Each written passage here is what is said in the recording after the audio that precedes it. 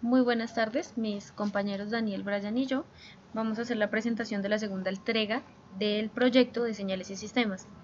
Como primera medida vamos a ver partes del código usado en MATLAB para la solución del problema. En esta parte encontramos el algoritmo para grabar la señal de audio. Aquí definimos las variables, el tiempo, la frecuencia, el periodo, el número de datos, dos vectores, uno para el tiempo, otro para la frecuencia, y un vector de ceros de tamaño n para optimizar. Vamos a usar la función audio recorder para recibir las notas de voz, que tiene como parámetros la frecuencia, el número de bits, vamos a usar 16, y el número de canales, que va a ser 1. Bueno, para la captura de audio vamos a usar record blocking, que lo que hace es tomar el audio y lo organiza. Además usamos el for para discretizarla y poder hacer las gráficas correspondientes.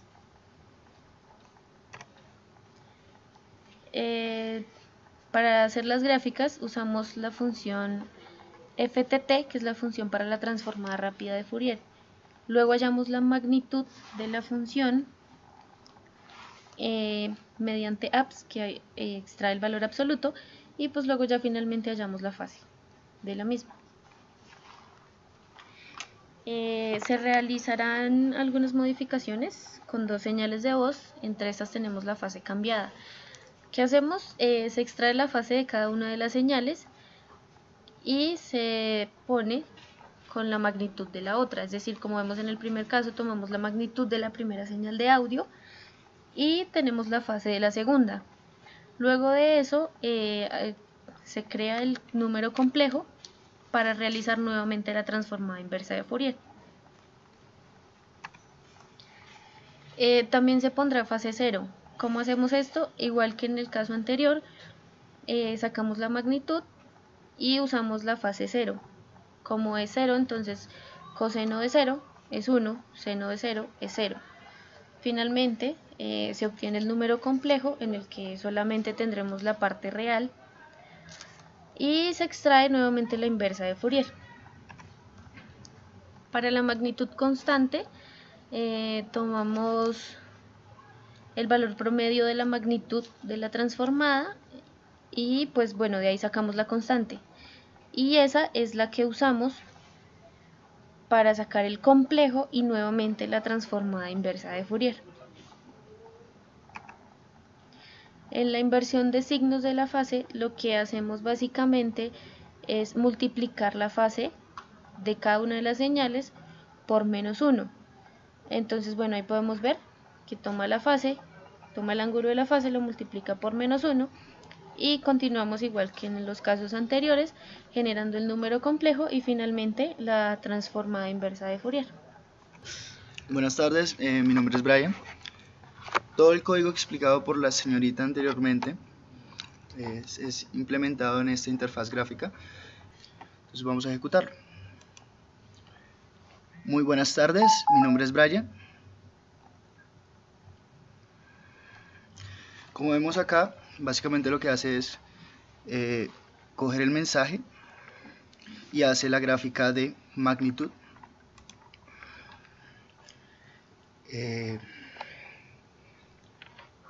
Dominio, fase con respecto al tiempo y la magnitud. En el segundo ítem teníamos que comparar los diagramas de magnitud y de fase de tres señales de voz contenidas en la misma palabra o mensaje, pero grabadas por personas diferentes. Entonces, comencemos. Universidad Nacional de Colombia. Universidad Nacional de Colombia.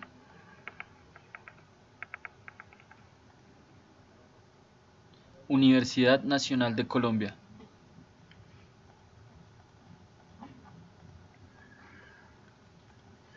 Bueno, aquí se grafica básicamente la fase y la magnitud de las tres señales. Como es la misma palabra, van a tener el mismo comportamiento. Lo que se ven, por ejemplo, algunos cambios con respecto a la magnitud. en la frecuencia, cada persona tiene un timbre diferente. El timbre depende del número de armónicos de la voz. Entonces aquí se pueden apreciar algunos cambios en cuanto al, por ejemplo, la magnitud, el volumen, y hay algunos cambios con respecto al número de armónicos. Pero como es la misma palabra, en general no hay muchos cambios.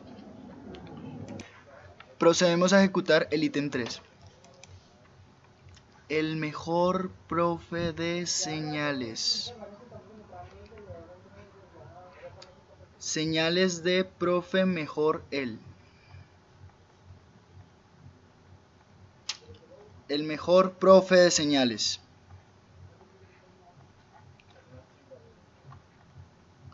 Cinco, 5, 5, 5.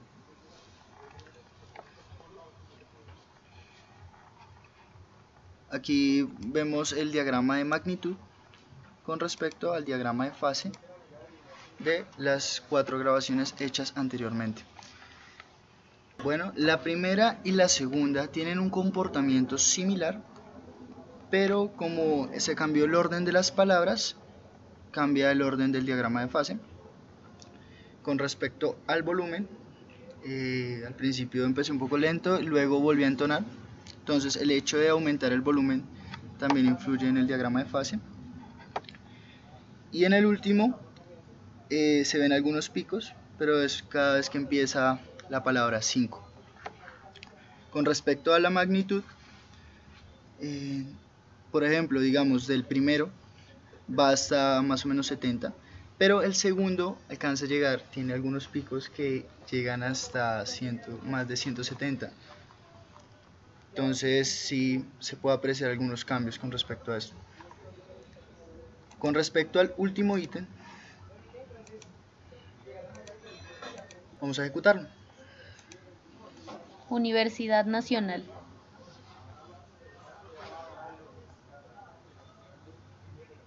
Universidad Distrital.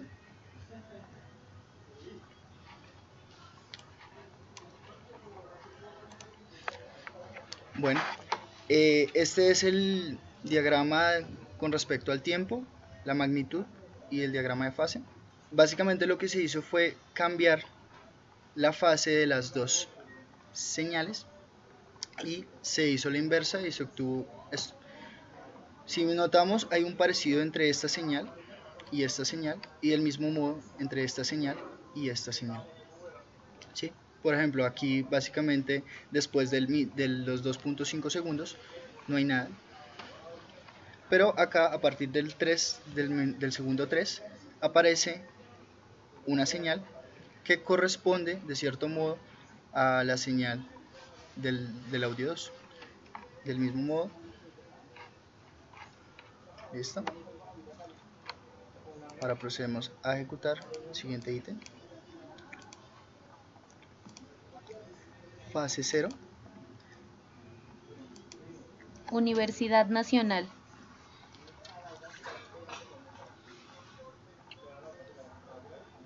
Universidad Distrital.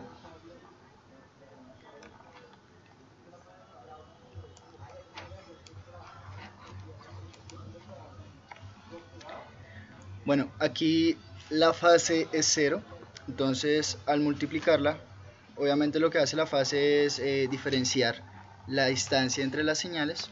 En este caso, pues lo que va a hacer es prácticamente destruir la señal, no hay nada.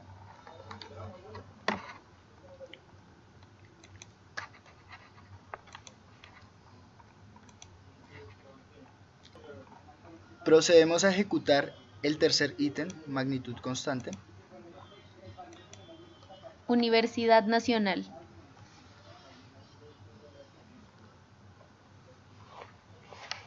Universidad Distrital.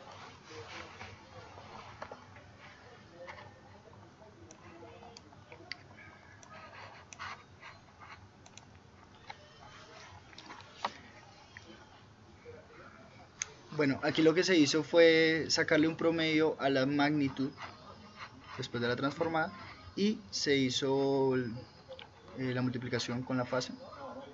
Tuvimos esto. Entonces básicamente no hay un cambio en la señal, se observa es un cambio en la amplitud. ¿sí? Ejecutar el cuarto ítem. Universidad Nacional.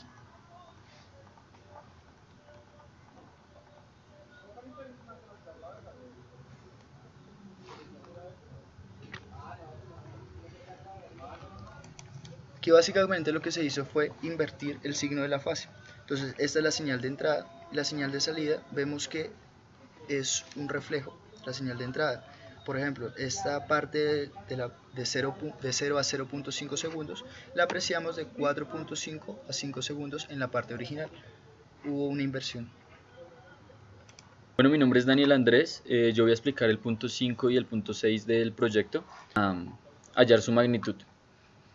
Bueno, acá nosotros lo que hacemos es diseñar el filtro pasa altos y el filtro pasa bajos en función de la frecuencia de corte que nos dieron.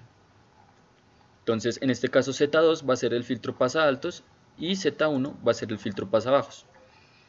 Entonces, como ya tenemos la función del filtro pasa bajos y tenemos la señal de entrada, podemos multiplicar sus transformadas de Fourier, la de la definición del pasabajos, que es Z1, y Fx, que es la transformada de la señal discretizada. Entonces, así nosotros obtenemos la transformada de la salida de este sistema, la salida de audio. Luego lo que hacemos es, con la transformada inversa de Fourier, se la aplicamos a esta señal para poderlo analizar en dominio del tiempo y pues luego lo reproducimos esta señal y la multiplicamos por 50, ya que hay una pérdida de amplitud al realizar todo este proceso. Entonces, después de esto lo que hacemos es plotear las gráficas que nos parece interesante estudiar y analizar. Entonces vamos a darle play.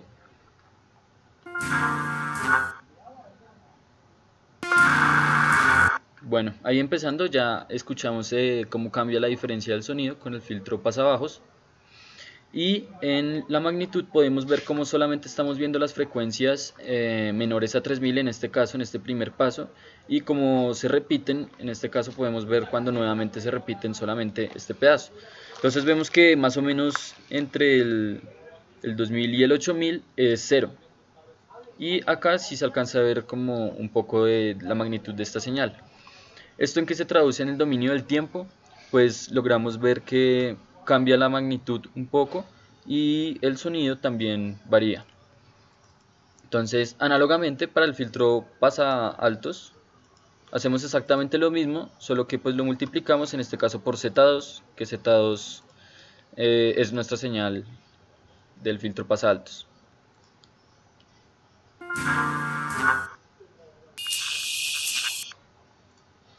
Entonces, bueno, aquí en la gráfica de magnitud podemos ver cómo está dejando pasar las otras frecuencias y las bajas las está volviendo cero. Entonces, análogamente podemos ver que cambia bastante la señal en el dominio del tiempo. Entonces, bueno, pasando al ítem 6, en el ítem 6 nos dan un sistema que corresponde a un filtro de eco y reverberación y nos piden calcular la respuesta en frecuencia a dicho filtro e implementarla en MATLAB suponiendo unas constantes. Entonces, bueno, lo que nosotros hicimos en esta fue lo mismo. Declaramos las variables iniciales, grabamos el audio, lo pasamos a mono, lo discretizamos. Y en este caso aquí nosotros tenemos la función ya en dominio de la frecuencia, la función h en dominio de la frecuencia. Entonces al nosotros poder describir la función de esta forma, ya podemos multiplicarla por la transformada de la señal de entrada de audio. Y así obtenemos, análogamente al problema anterior, la salida. También nos piden graficar y analizar la respuesta al impulso del sistema. Entonces, para realizar esto, nosotros lo que hicimos fue construir una función que es la transformada del impulso unitario, que básicamente es un 1 constante, ¿sí?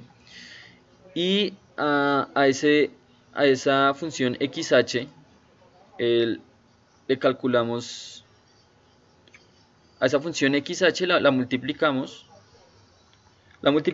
por nuestro eco de reverberación, y así nosotros obtenemos la salida. Bueno, aquí entonces obtenemos la respuesta al impulso unitario en frecuencia. Podemos ver que corresponde como a esta división algebraica, y en el tiempo vemos que esta es la respuesta al impulso unitario, que es la que nos permite tener la reverberación o el eco. Bueno, y refiriéndonos ya a la salida del audio como tal, podemos notar entonces que la entrada de audio y la salida de audio son muy similares, ya que el mensaje en sí no se cambia, porque la reverberación no busca eso. Entonces, por eso tienen la misma forma, la entrada y la salida del audio. El cambio que sí podemos notar es un pequeño cambio en las magnitudes, y también podemos notar un cambio en el color. Podemos ver que la entrada presenta unos colores más oscuros en la señal, ya que presenta más líneas en el mismo intervalo de tiempo. En cambio, la de salida no presenta esto, presenta un color más claro, ya que sus líneas presentan mayor definición. También debemos aplicar el filtro en el dominio del tiempo, ya que en lo que explicamos anteriormente analizamos el filtro con la transformada de Fourier en el dominio de la frecuencia. En este caso, para analizar cómo aplicar el filtro en el dominio del tiempo, debemos hacer una convolución. Entonces lo que hicimos fue, con la transformada inversa de Fourier, encontrar la transformada inversa de Fourier al impulso unitario, ¿sí? Entonces de esta forma podemos modelar el impulso unitario en el tiempo, y luego hacemos la convolución con la señal de entrada, que en este caso es x. Luego discretizamos el resultado de esta convolución, que es la señal de salida, y la ploteamos. Podemos ver que obtenemos un resultado exactamente igual al anterior, y de esta forma demostramos que tanto con la convolución en el dominio del tiempo como con una multiplicación en la transformada de Fourier podemos encontrar las respuestas a diferentes sistemas de señales.